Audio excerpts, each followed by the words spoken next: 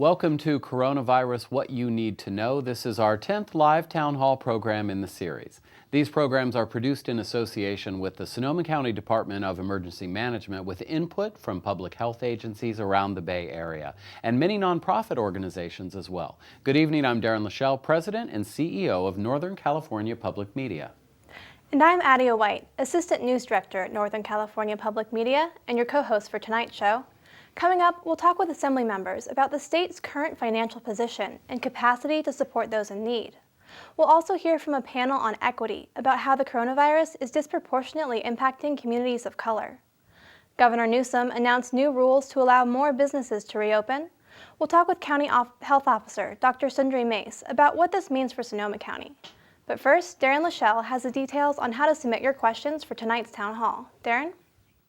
These town hall programs give you the opportunity to ask public health officials, medical professionals, and elected leaders the questions that are on your mind. You do that by visiting the easy-to-use contact form on our website, norcalpublicmedia.org/coronavirus.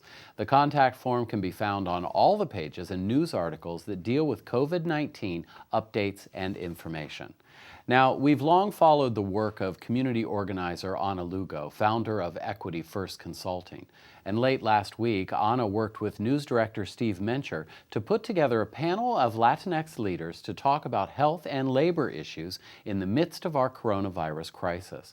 We wanted to know how the pandemic was affecting communities of color in our county and the region. Now, there will be more about that later in the broadcast tonight. Ana was joined by Dr. Toni Ramirez, who works in a health clinic in Santa Rosa and also leads HPEACE, which stands for Health Professionals for Equality and Community Empowerment. The panel also includes Mara Ventura, Executive Director of the worker advocacy group North Bay Jobs with Justice.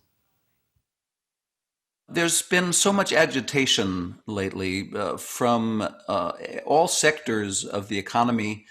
People are anxious about reopening the economy, getting people back to work. And yet the getting the back to work, the fact that there are workers on the job right now who are the essential workers and then bringing more workers in, come with some possible problems. There are those who may fall sick when we get people back to work. This may not be something, again, that is equitable when folks start streaming back to work. So please tell me, in terms of your work with North Bay Jobs with Justice, how your organization is feeling about the pressure to get everyone back and working again. Thanks, Steve. I think you said the right thing, which is the anxiety that workers are feeling. And I think understandably, because even as we've seen shelter in place and allowed some businesses to continue to stay open, there haven't been issues for workers addressed there. And so I think some of the anxiety of workers now returning to work is a fair question of, are the workers who are working now safe, and where is the confidence in my employer to ensure that I'll be safe when I come back to work? And, you know, as an organization, we're trying to, as much as possible, think about how we can insert that question into the discussions around the reopening, because as we understand in general, from the way that policies and power systems are structured, workers are oftentimes left without a voice at the table for these kinds of decisions. So it's been really important for us to insert the worker representation, worker voice, and worker organizations at the table with, for example, the County of Sonoma as they put together a task force on reopening. But even this task force doesn't include healthcare workers, something that we're trying to insert, and also has a ratio of 4 executives to 1 worker in particular, and with the emphasis on only particular industries. So I think one of the biggest things that have happened more recently that have been helpful is yesterday, Governor Gavin Newsom announced that workers' comp would be expanded to supporting any workers that are possibly contracting COVID-19 if they're working. That's going to be a huge step forward and something that our statewide coalition of labor partners have been working on for several weeks now. He's also taken a good step forward around paid sick leave, but both what Governor Newsom's executive order have and what the Congress CARE Act provides is only paid sick leave for workers who are at employers of 500 employees or less. And as you can imagine, that takes out many corporations, many of which are still open. We have fast food restaurants, we have gas stations, we have places like Home Depot and Costco. So we really need to ensure that in the industries where we know at least 70% of our workforce are working, which are large employers, that has to include things like paid sick leave, PPE, and of course, access to being able to take care of themselves through things like SDI and workers' compensation. All right, thank you very much for that. And that's a great reminder that, again, this all of the rollout of these new plans and protections is not always equitable. Let me read something about the American Civil Liberties Union, ACLU, that sent a letter 2 weeks ago.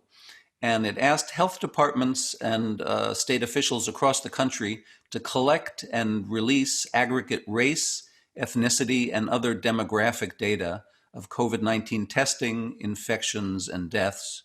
And the letter also calls for the equitable distribution of personal protective and medical equipment. So I guess the question is, why is this data important? Do we have any data so far that suggests that the Latinx community is disproportionately affected by COVID-19? And that ties in with one of our viewer questions, which is, where are we with tracing and tracking to identify specific communities with the most occurrences?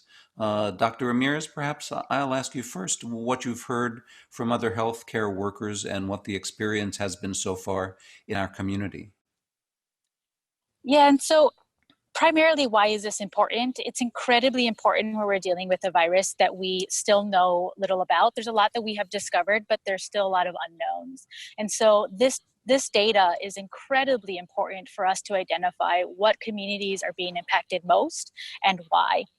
And not only is the data important, but it's about what questions we are asking. For instance, a lot of data is being explored through census data and data that looks at race and ethnicities that do not actually fully represent all of populations.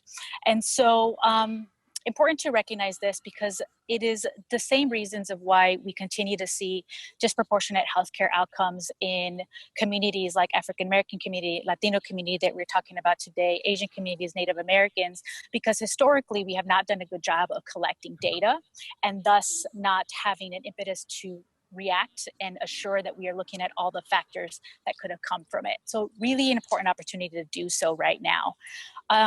I think unfortunately, for instance, so locally, Sonoma County has not released that data. We do have data from places like San Francisco and Santa Clara. And other places that we've seen, but if you think of California, trying to kind of extrapolate locally, we do see that in San Francisco, Latinos are disproportionately affected. And so the population of San Francisco of Latinos is about 15%, but yet those getting COVID infections are compromised about 25% of the confirmed cases. Same thing in Santa Clara, similar numbers. And what's important to recognize in terms of this data and information is that even if we didn't have this data and this information, what we do know is that historically pandemics hit the most vulnerable and marginalized population the hardest. And so we don't even really need this data right now. It's helpful for we accumulate it, but we know this as fact. And we know that this virus, in order to avoid it, you need to stay home, avoid large crowds, have access to cleaning supplies and good hygiene. That is not afforded to the poor, low-wage workers, unhoused, that are largely minority populations, speaking of Latinos, in this area too, of thinking of African-American population, the Asian population. And so just knowing that and adding on the layer of how these factors affect our health pre-virus, post-virus, we know that these communities are going to be largely impacted, both health, economic-wise. And so numbers are so important for us to be getting it. We do need to hold our officials accountable to be releasing this data and making it better, but also not necessarily waiting for the data to act, because we have plenty of information that we need right now to make sure that we are working on the things that Ana and Mara are talking about in terms of protecting the people that are mostly affected. Ana, perhaps some more of the community input would be helpful at this time, so that you can share that with us and get some more responses as we wrap up here in the next 5 minutes or so. Yes, Steve, I think that as we wrap up, and understanding that we got way more questions and concerns than we have time for, and truly, I think that to you and North Public Media's credit, Steve, you guys are really helping to provide a platform to answer these questions and answer these concerns in a way that can reach more and more of our community leaders, who are then going into the community and doing work on the ground, right? So I think that since we did get so many questions and so many concerns really around, rents and wages and protections, I think people want to know that there is a safety net under many of our very vulnerable populations, right? That come July, we're not going to have a huge number of people experiencing homelessness because they couldn't afford to pay their rent. So I would ask Dr. Ramirez and Mara, what are some of the things you'd like our community to know and understand as we move forward into the recovery phase here in the county? Community health centers all over are available to provide both mental health, physical health services to those that do not have a doctor, do not have insurance, and are undocumented. These visits without insurance are free. We do them over the phone to provide services and help brainstorm with individuals who are dealing with difficulties in regards to their health as it relates to the repercussions of the pandemic. And as we continue to move forward with reopening, wanting to recognize both to the workers and to our patients and to legislators that it is really important to note that if you do not feel safe, that you reach out to organizations like Jobs is Justice so that we can follow up with bosses that may or may not be providing adequate protections. And I also ask that local leaders and politicians just really, really, really focus on the current frontline workers right now. Because as we continue to move forward, I would say that we have yet to really make sure that our local frontline workers are very, very safe before we move forward. So that's the other thing that just kind of putting out there for our local leaders is that just they really need to prioritize that. Our current frontline workers, including farm workers, the undocumented, have not been fully addressed. And that really needs to make sure that we assure that as we move forward. Okay, Mara, I guess we'll give you the last word. No pressure. Yeah, I would say a few things. I mean, for one, I would say to folks to remember that ultimately this is about power. This is about how our current economic and political systems are structured, and nothing is conceded without action. And so it's so important that folks continue to raise their voices, continue to do exactly what folks like Dr. Ramirez and Ana are doing with talking to each other, raising these questions, accessing their elected officials, and most importantly, getting involved with organizations. North Bay Jobs of Justice is just one of many organizations, both locally and across the state and the nation, who are taking action. We heard from a nurse from Sonoma County that went out to New York City to go help in their hospitals.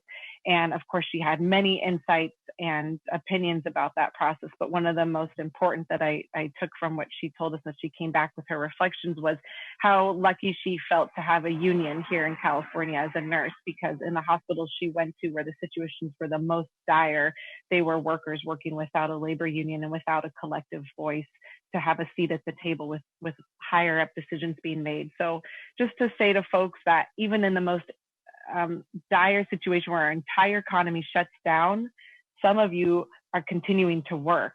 You're essential. Even in the most extreme situation of an economic collapse, we still continue to need food. We still continue to need certain resources. And so it really shows how some of these workers are unfairly paid way too low, considering how incredibly essential they are. And there's a lot of power in that. There's a lot of more power than I think we always think about. So really encouraging workers to not only find access to organizations that will help navigate you through finding resources, but also to take action and use this as an opportunity, because anytime we come out of a crisis, it is an opportunity for us to think about how the structures impact us and where they work and don't work. So this is a really important opportunity. We have to continue to assert the conversation about how our communities are impacted by current structures. Okay, well, thank you so much, Mara Ventura, North Bay Jobs with Justice, Dr. Toni Ramirez, and Ana Lugo. I really appreciate the opportunity to talk with all of you today and to share that with our listeners and viewers. Thanks a bunch, and let's do it again. Thanks, Steve. Thank you, everyone. You can watch the unedited version of that conversation at norcalpublicmedia.org/Latinx. Now here in the studio with us, we have Sonoma County Health Officer Dr. Sundari Mace. Thank you so much for joining us again. Yeah, thank you for having me. So what are the latest numbers in Sonoma County? Okay, for our update, currently, let me start with worldwide. We have almost 4.2 million cases and 286,000 deaths. In the United States, we have about 1.35 million cases, 80,000 deaths. And here in California, we now have 68,350 cases and nearly 2,800 deaths. In Sonoma, as of this morning, we had 314 cases, but I just want to let people know that we have added 20 cases, and that's the latest update. And I will look and see if they're in our contacts or not and let people know tomorrow. We do have 4 deaths. Another death was reported over the weekend. And a few other data points I think might be interesting for people is that we do have some race ethnicity data that we can discuss when we have questions afterwards. And we do know that people were interested in who had underlying medical conditions. And if you look at the data, the majority of those with underlying medical conditions, 65%, are in the over 65 age group, as we would expect. 30% of those 50 to 64 had underlying medical conditions, and 27% in the 18 to 49 age group, and 11% in our kids under 18. So we've seen 4 deaths in the county now. Is that 4th one also over 65, as you mentioned earlier? For yes, the previous all of ones? our deaths have occurred in people who are over 65, the most vulnerable population. And do you expect we'll be able to learn more about those people at some point in the future? Yeah, we'd like to look and see if they had underlying conditions, which we'll look at and report on that. All right. So we now have race and ethnicity data. What does this show in Sonoma County? We've seen that nationwide, the virus is disproportionately impacting communities of color. What about in Sonoma County? Yeah, we found that of our cases that reported the data, and I think the number that reported were about 230 out of the total number, 59% of cases are occurring in Hispanic Latino populations, 33% in white non-Hispanic populations, 5% in the Asian Pacific Islander non-Hispanic populations, and 3% in other non-Hispanic populations. But that actually translates into about 4 times more case rate in our Hispanic Latino population. And do you have any thoughts on why that might be happening? Yeah, I think that we might have some large clusters in family groups that could be driving some of that. But we're going to be looking into what are the other reasons why we're seeing this, because it is a little bit of a surprising finding. Right. And what are your plans to start to address this disparity? So we have a Latinx task force with community leaders that's been put together specifically to address this issue. And further, our nursing team that is going out and testing vulnerable populations is going to set up a drive-through or walk-up testing specifically for the Latino population this weekend. And we'll be giving a lot more information on where to go and how to get that testing. Again, it'll be free of charge and offered by the county. Right, and I imagine some of this data might shift too as we expand testing and start to test more people? I think so. Also, as we delve further into the data and we look at the different clusters, that might be helpful too in figuring out how many of these cases are all part of the same group, in other words. Right. Well, is there anything else that you think people should understand about this demographic data and how it might be useful? Yeah, that we need to direct our efforts at increased testing, specifically in populations that are more affected. That's why we're really reaching out and targeting testing specifically for the Latinx community now. And we'll certainly be following up about that next week as well to see how that expanded testing goes. In other news, we have an amended parks order, so people will now be able to drive up to county regional parks, which we've all been very excited about. Can you tell us more about what the new order allows and does not allow? Yeah, so we're opening up the parks for people to enjoy more. So people can drive now to inland parks and can enjoy such activities as tennis, golfing, boat launches. These are all part of the opening of the parks order. The coastal parks are still closed to people for driving in to visit them. However, people who are residents of the coastal areas can walk, bike, jog, anyway, get to the coastal parks and be there from 11 a.m. to 5 p.m. every day. So there are some modified hours. Yes. Will that apply to regional parks as well? Just for the coastal parks, yeah. And in fact, the reason for that then is that we really want to keep these parks for our county residents. And we thought this was a good way to first start off to ensure that people don't come and stay overnight and visit the parks and that sort of thing. Right. Yeah. And last time you were on, you mentioned that you were evaluating how our initial soft opening went and whether or not that resulted in a spike in cases. Is it too soon to say whether or not that was the case yet? I think it's a little too soon to say, but it is interesting that we did have 20 plus new cases today, and we haven't had a chance to catch up and see in whom those cases are happening, but we'll report back on that. All right. And just to remind people, to keep social distancing while in parks. And do people have to wear their mask while in parks? They should carry their facial covering. And if they feel that there's a lot of people and they can't adequately physically distance of 6 feet, then they should wear the facial coverings. And most bathrooms, as you mentioned, are closed at this time. Some restrooms will be open now. The ones that are smaller, our parks director has identified restrooms that can more safely be opened. And I just want to let people know that there is some new data out that suggests that the facial coverings can be quite effective in protecting the public, a publication that just came out. So we do have some data that says that maybe that's going to work. And so people should really try to go ahead and wear the facial covering whenever they can't social distance from people that they don't normally interact with. Well, that's good news to hear. Yeah. So we do have a number of viewer questions regarding parks specifically. The first, people now appear to be complying with regulations in county parks. When will the county considering opening up the coast to people who don't live nearby? Right, so we have already, as I said, opened up the coast for the residents of the coastal areas. So it's kind of a step-by-step basis that we're moving forward in. And so as we see how that goes, then we can consider the next step. All right. Is there a possibility that youth sports can safely reopen in coming months? That's a good question. Youth sports would mean lots of people together at the same time from not the same family, obviously. So there'll be some risk, definitely, in terms of the kids getting infected. But then that, as we know, although we have heard reports of some very serious illness of COVID that has been found in small kids and even teenagers. So that there's still a risk there, but I would be concerned then about potential transmission from the kids to older folks. So we're thinking about it, and I think the governor's plan is also considering youth summer camps, that kind of thing. Were you referring to some of the cases we've seen out of New York that have had some different symptoms? Yeah. Okay, but here we have not seen that, is that correct? We don't have that many cases in kids. As you can see, it's 10% of our cases, and I don't know of any child who's been severely ill with COVID yet here in our county. Right, well, I know a lot of people are really eager to hear whether or not their children will be able to do their regular activities this summer, so we look forward to hearing more about that. So we learned more about opening criteria today. Governor Newsom said that counties that meet specific criteria can begin to allow more businesses to open. Can you give us an update on what that will look like here in Sonoma County? Yeah, so as you know, as of last Friday, retail businesses opened for curbside pickup and delivery, and I think that is actually going fairly well.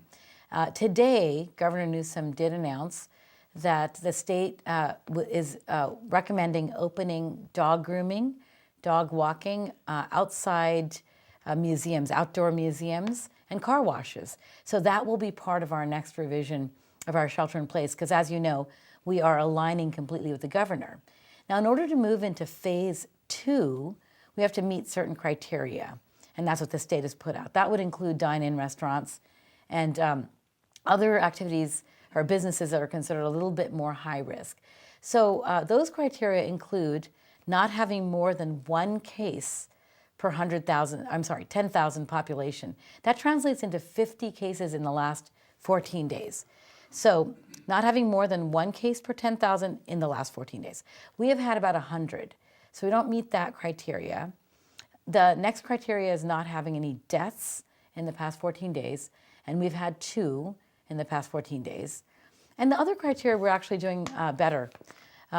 We have to be able to test the amount that we said, 750 persons a day here in Sonoma County. And by next week, since we're adding 2 more lanes to our Optum Serve sites, we'll be getting close to that. And I can go through the other criteria if that's helpful. I think maybe we'll hit a few more, but before we move on, I'm curious, you said one of the criteria is based on the number of new cases we see, but as we increase testing, won't that also go up? So is that accounted for?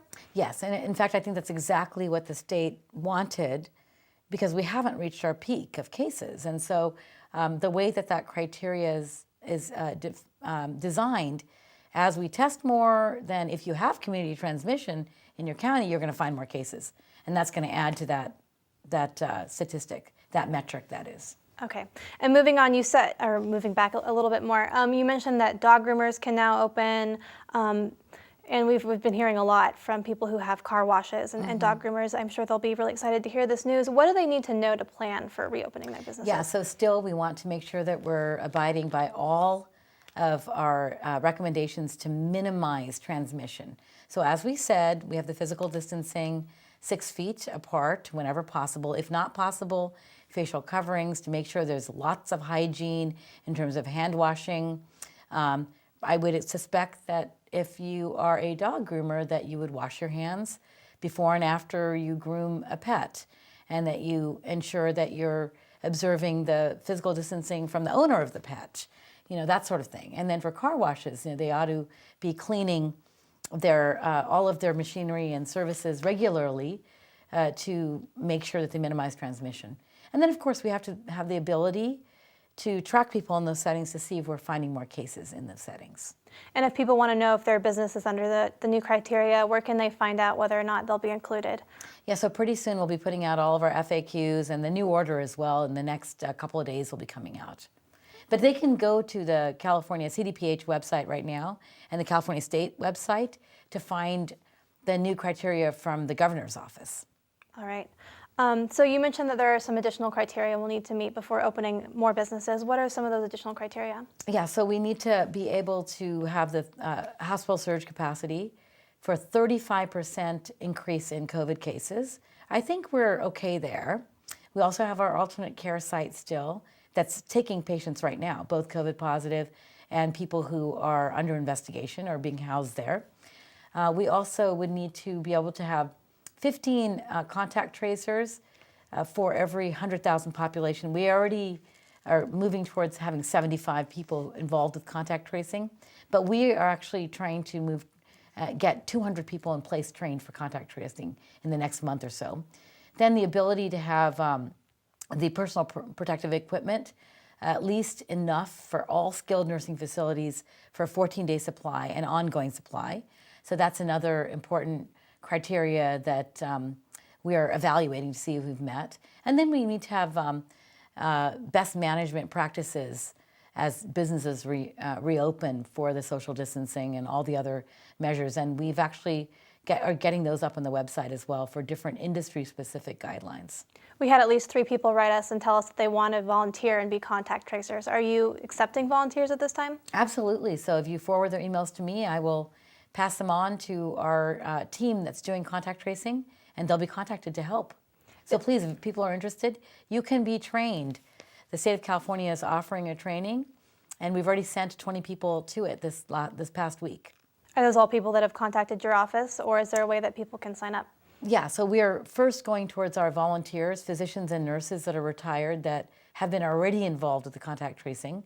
But people can send emails in, and we'll definitely, I'll give you the correct email address, and then if people email, then we'll get them in to help. And anyone can volunteer? You don't have to have a certain training or background? No. I think anybody can be trained for contact tracing. All right, well, we'll certainly be following up about how you can volunteer then.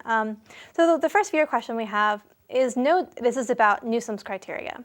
So no deaths in 14 days. Is this a realistic criteria for reopening? Because it seems like deaths are not a direct correlation to the number of cases or spread of the virus. Yeah, I think it's just one of the criteria that it kind of speaks towards protecting our vulnerable population, since the majority of deaths are occurring in people over 65 and those with underlying medical conditions. It's a way for us to track that. And for now, that is the criteria from the state. No deaths in the past 14 days. Well, that makes a lot of sense, because if you have a population that might be older, skew older, then that would be an important thing to consider as well. Right, and here in our county, as we've stated, 27% of our population falls into that high-risk category. Right. So how is Sonoma County determining cause of death in COVID-19 cases? Do you cite the cause as COVID-19 even if they had another serious illness? I think it would have to be somebody who's diagnosed with COVID and died from some complication that's consistent with COVID, a respiratory illness, maybe. It would be clear. It's determined by the physician, though, who does the death certificate. So we're really relying on the doctors in our community for the diagnosis and linking the death with COVID.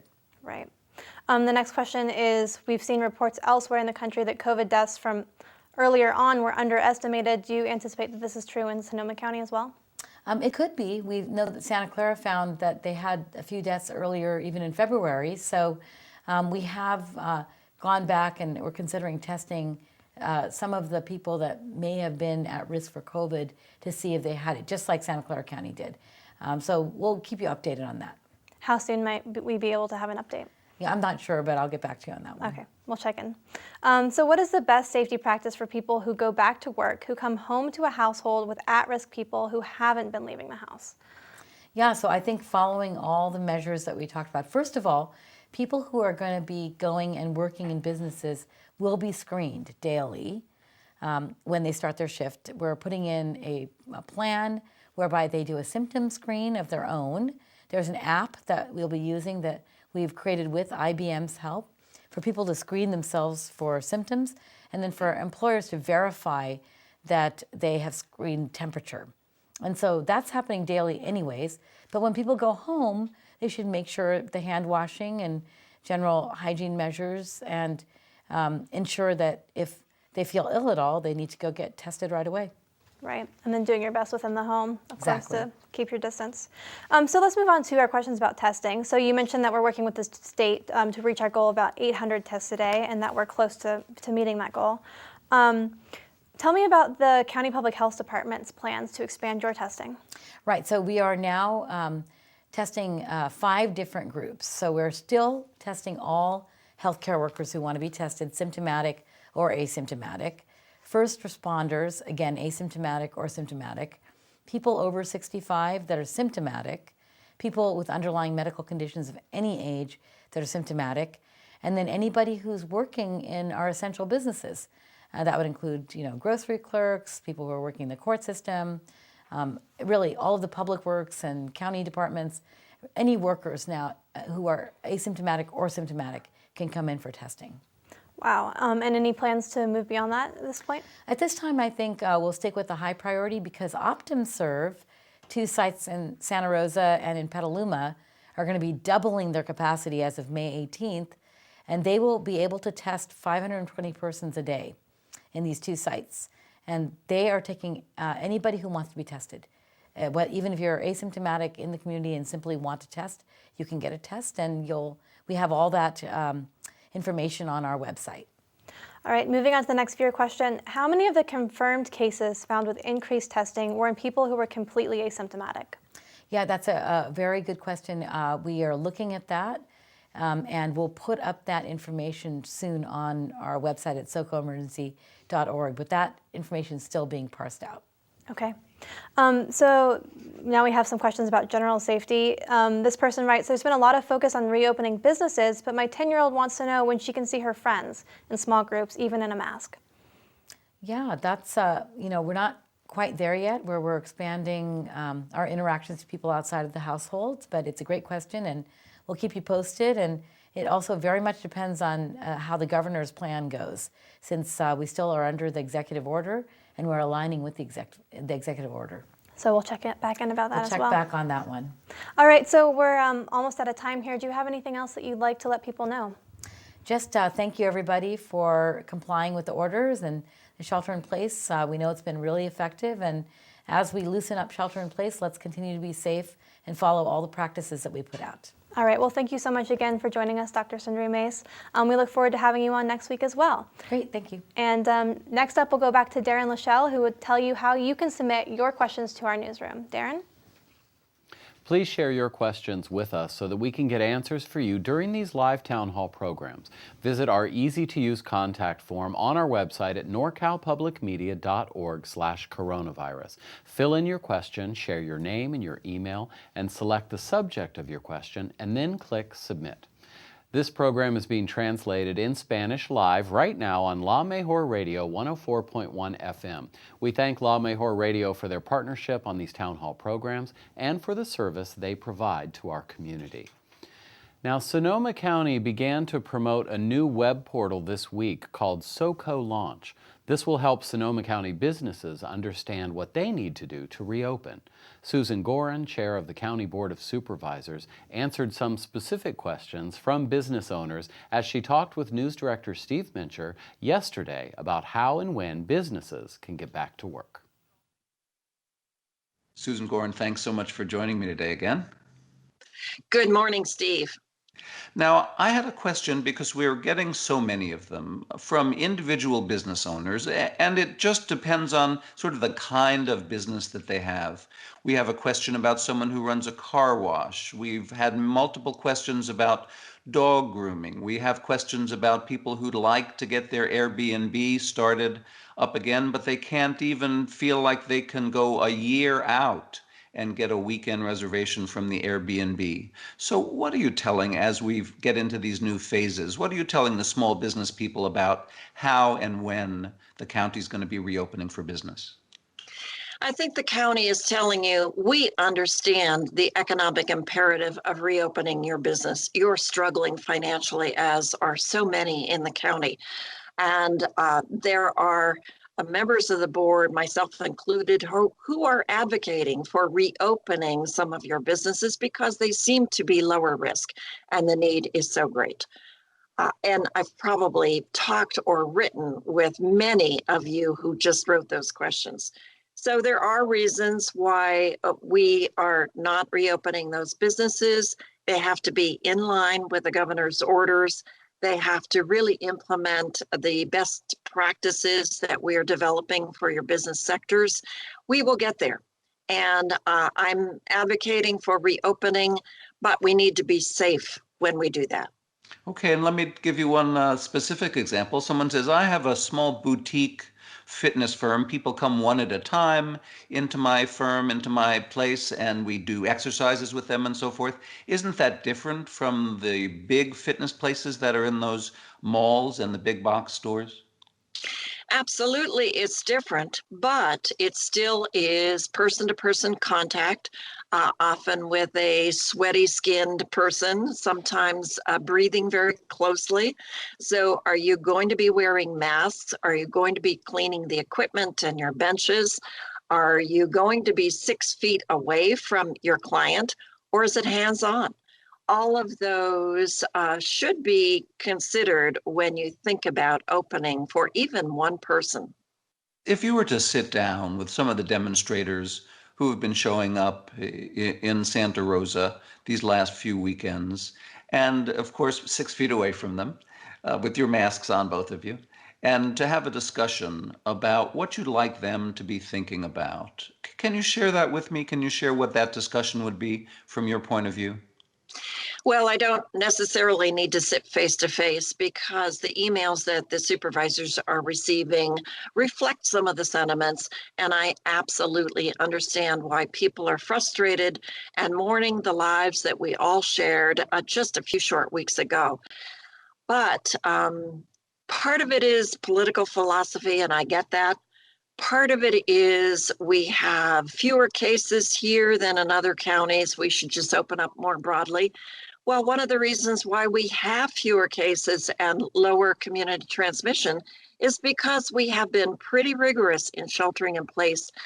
and closing down businesses and parks. And we do expect to see an uptick in our COVID cases as we've increased our testing.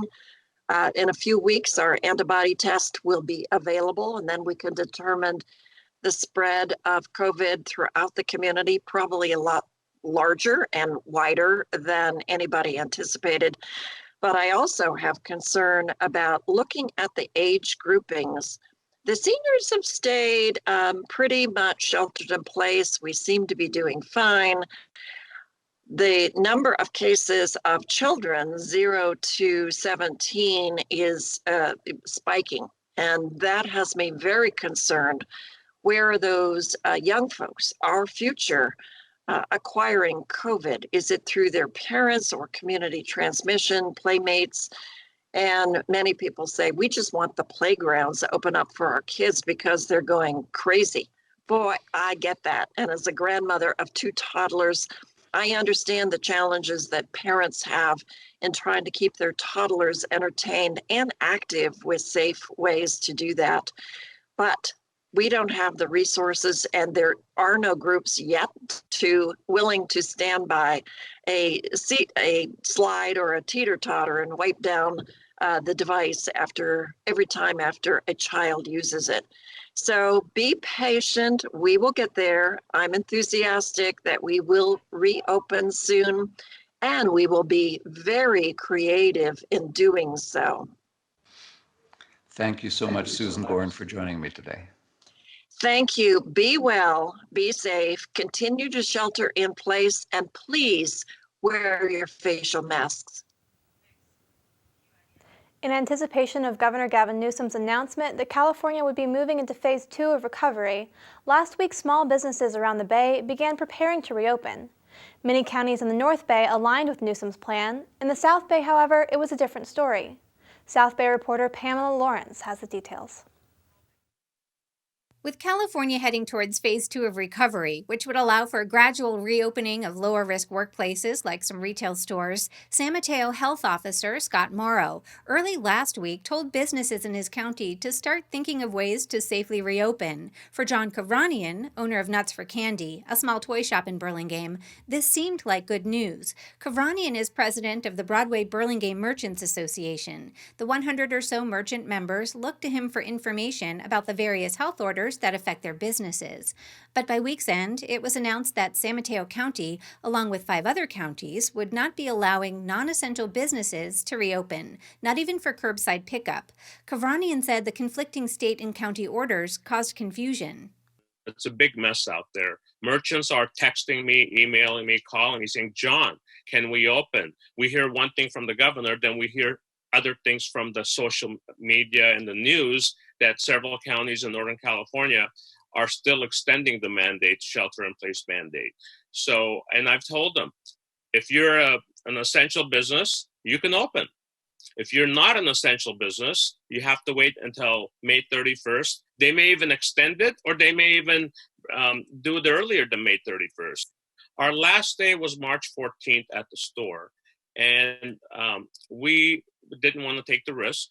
And also when we heard that essential business can open and non-essential, we thought we would be a non-essential. But we were told by our county 211 county hotline that if you sold essential products with a mix of non-essentials, you were able to open.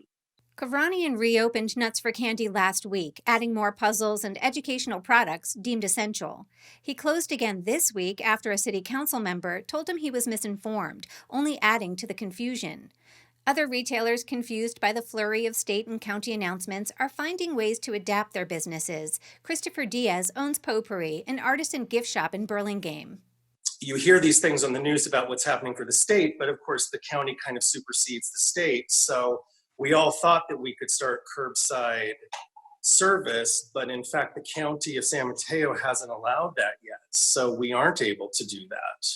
So what have you done to adapt when you first had to close your physical store? Did you already have an online store set up, or did you quickly put one in place? Do you have one now? What have you done to stay afloat? We are going to do an online website, but that takes a lot of time. And we're working on it now, and it's going to come, but we're still not there. So in the interim, we decided, well, what about Zoom? Because Zoom is this new thing that everybody's doing. Diaz uses the Zoom conferencing app to take customers on a personalized virtual tour of his store. Since I hadn't gotten my mom a Mother's Day gift, I thought I'd see what that shopping experience was like. I wondered if this could be the future of retail. I think a lot of people will feel that until maybe we get vaccination, until people feel confident being out and about, they're going to feel better about staying home or minimizing their exposure. Mm-hmm. So to have options like Zoom, I think is going to be a tool that we can use for those that want it. At Filoli Gardens in Woodside, CEO Karen Newport has adapted creatively, taking into account sometimes conflicting requirements. When San Mateo County gave the okay for parks and outdoor businesses to open, Newport consulted with county supervisors and the county health officer before making the decision to reopen this week.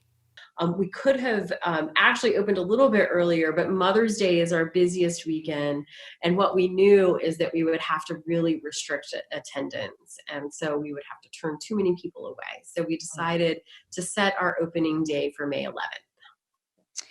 And let's talk a little bit about the plan that you had to put into place. What changes have you made? Obviously, our number one concern is is both our staff and our visitors' safety. We are asking everyone to wear face coverings. So that's new and different. I know people have probably been doing it when they go to the grocery stores and things like that. And, we're a little bit ahead of the curve. I know we were talking earlier, the governor's office is getting ready to release some new guidelines in their phase 2 with outdoor museums and other outdoor spaces. And so we're excited to be a little bit ahead of that curve and get to, set the standard, I think, for the way these experiences happen in our new reality. The City of Santa Rosa announced last week that the parking lot of the Finley Community Center will be repurposed as a temporary homeless encampment for between 70 to 140 people. The site will be run by Catholic Charities and will help support safe social distancing for those unhoused. Assistant News Director Adia White spoke with State Assembly members Marc Levine and Cecilia Aguilar-Curry yesterday about what additional support the state can provide for unsheltered people in our community and other vulnerable populations. It is about coalition building.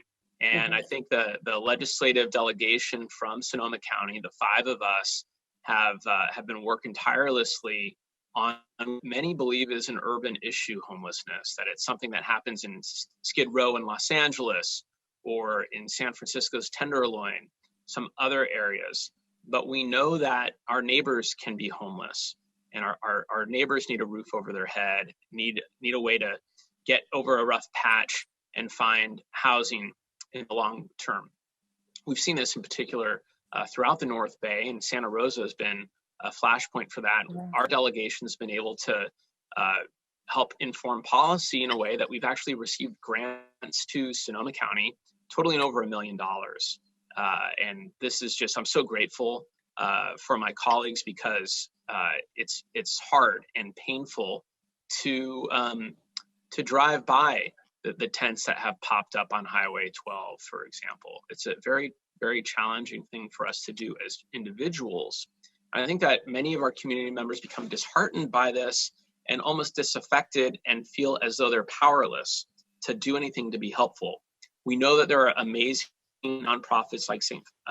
Vincent de Paul and others that are really stepping up in that area, and the county is working in a way to be with a novel approach to dealing with this, and that we've been able to leverage these funds that the state has made available, particularly at this time of crisis, that the homeless population could be a vector for infectious disease like COVID is something that's very frightening.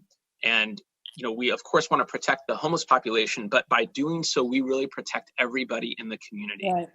And it's just so important for us to keep a laser-like focus on making sure that we're able to support people during both a time of need, but this health crisis, because it's good for all of us.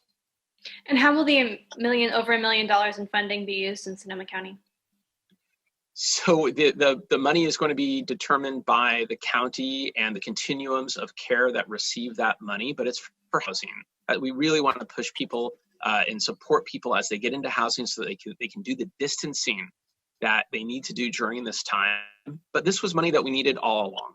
We always needed this money to help provide a roof over people's heads, to help them get into some form of security, safety, and to provide them some normalcy so that they can live their lives. This was always something that was morally right to do, but fortunately, we were able to seize upon this in the unfortunate circumstance of a health crisis to make sure that we're able to do the right thing, the ethical thing that we should be doing for members of our own community, and also, protect them and ourselves from COVID-19. Can you both talk about what position the state of California is in right now financially? Assemblymember Aguilar-Curry. Well, I'll start with you. Sure. I'll be more than happy to share what I know, and it's not rosy, it's not great. It's going to be a tough time. And being in a leadership role as we are, that we are going to have to take some hard knocks, but we want to keep at the forefront. And as the governor has told us before, that he really was acknowledging the fact that we need to keep our eyes on the ball of homelessness, COVID-19, and disaster preparedness. So all of those hit our district really, really well because we've had the fires. And then the last thing we want to know, what we're concerned about is having COVID-19 plus fires if indeed this happens this year. And we've allotted quite a bit of money for all of this going forward. But I will say it's going to be tough, and we're trying to find additional funds for counties and cities particularly. They have the most services that we all need, and right now, I believe it's this week, is our May revise comes out. It's going to tell a lot. The governor's given us plenty of hints of how much we're in the deficit, and so we're all going to have to band together. We're going to have positive thinking, and we're going to have to think outside the box because we will be doing business differently. I want to move on to some of our questions that we got on from the audience here. Assemblymember Aguilar-Curry, let's start with you. The first question is about testing in Lake County. When and where can I get a COVID-19 test in Lake County? So the best thing to do is call the Lake County Department of Health. They are in charge of making sure where those testings will be done.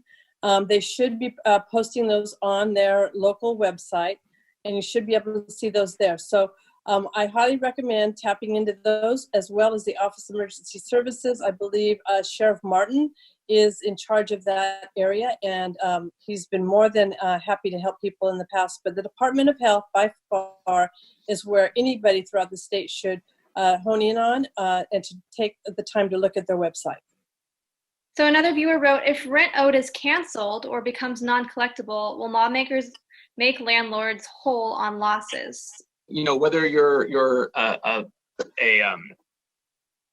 tenant where rent is due or a landlord and a mortgage is due, there is economic duress, financial burden shared by so many different people in California and across the country. And so right now, you cannot be evicted during the stay-at-home order, during the state of emergency, and that is a protection for all renters. If there are some legislative ideas of how to provide relief to people, it's unclear how they will find their way through the legislative process. It is unlikely, in my opinion, that there would be any state law that would waive rent that is due because someone in the end has a bill to pay. And so as much as we can do to find a way to give financial relief or time for people to get on their feet and have the banks, which they have been so far, been willing to delay payments on mortgages, that we will find a way to be as flexible as possible.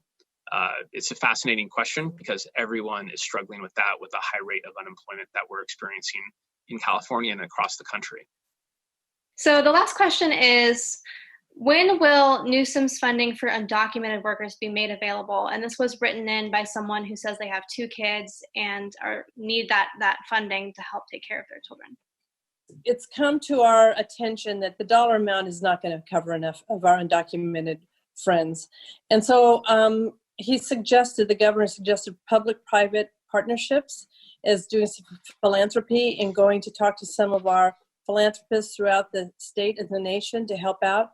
But again, I think we are kind of stymied, as the assembly member said, is that, until we see our budget and see where things are going, our hands are a little bit tied.